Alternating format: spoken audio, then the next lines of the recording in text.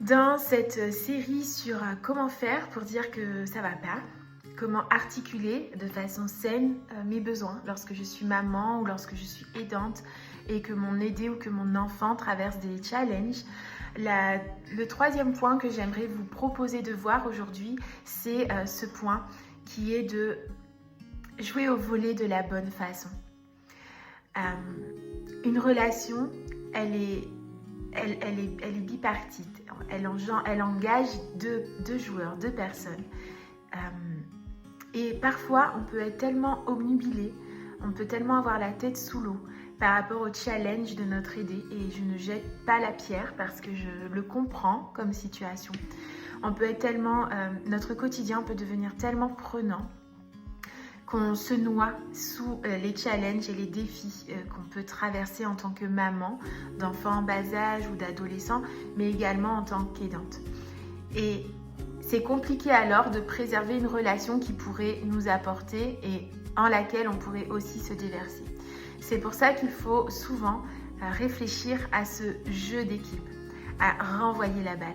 On t'a envoyé une balle, on t'a demandé, n'hésite pas, même si tu croules sous les préoccupations qui peuvent peut-être te paraître plus importantes que les autres, à demander et à apporter à ton ami, à ton interlocuteur, une réponse qui soit remplie également de sensibilité et de considération par rapport à ses intérêts. Tu ne vis pas seul sur la planète, il y a des gens autour de toi.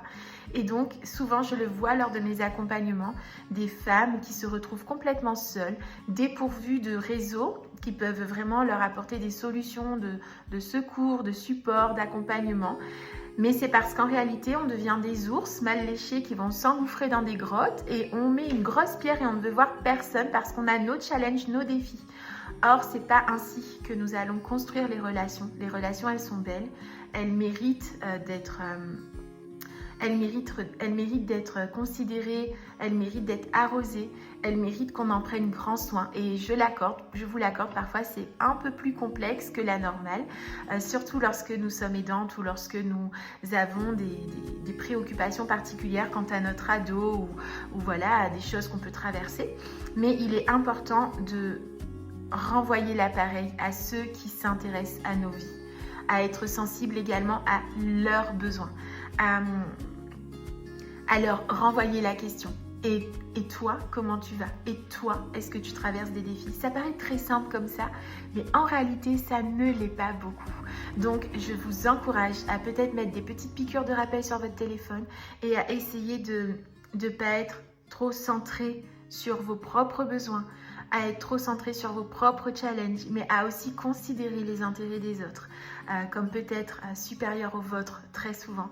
Et ça nous aide en faisant ça à aussi changer de perspective, à changer le focus et à prendre soin aussi des autres. Et ça peut aussi nous faire beaucoup de bien dans des moments que nous traversons.